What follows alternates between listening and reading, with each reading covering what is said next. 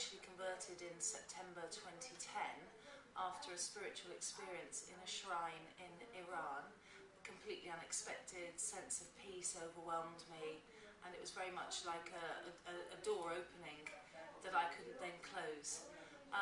But I would say that I've been on the path to Islam, if there is such a thing, for around 5 years. I think the first step towards understanding what this religion is about is to spend time with Muslim people, and I've been lucky enough to work a lot in the Middle East. So the fear of Islam, the fear of what it represents, the fear of families living in the Middle East was gone very quickly.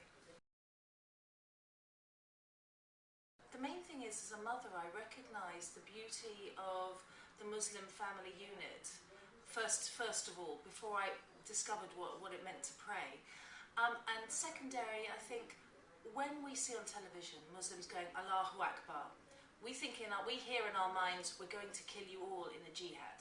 When actually all Muslims are saying is, God is great, it's really good to be here, let's work together and make a better world. And once you see that and you recognise the way people pray 5 times a day, I was drawn to the spiritual cleansing, and it makes your life very, very different. It makes you a better person.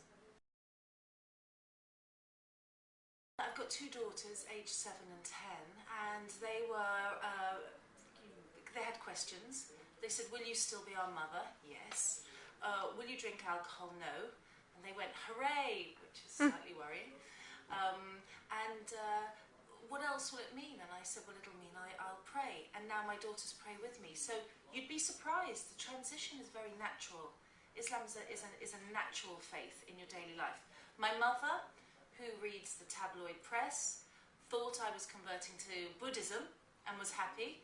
And when I said no Islam, she said, what, those nutters? But luckily, Islam teaches you to be really, really wonderful to your parents, especially your mother. So I sent her chocolates and flowers, and we've discussed it, and she's happy. I haven't spoken directly to Tony, but I know Cherie is a human rights activist, well, lawyer. She supports other people's faith decisions. I don't refer to the Blairs about anything. I consider Tony Blair a war criminal who should be in The Hague for war crimes against the people of Iraq, so I'm not going to discuss Islam with him. What's between my sister and I is personal, but I don't have a relationship with Tony Blair any longer. It's my choice. We're made to feel really, really afraid of Islam every single day with what we read in the press. I think the image of a woman as modest is sold as a woman who's repressed. And you know, somewhere in between what would be called in the press as mad mullahs who, enforce strange laws that aren't to do with Islam, and in between Baywatch and women who are completely undressed in our beaches and in our cities, is a really moderate way of life.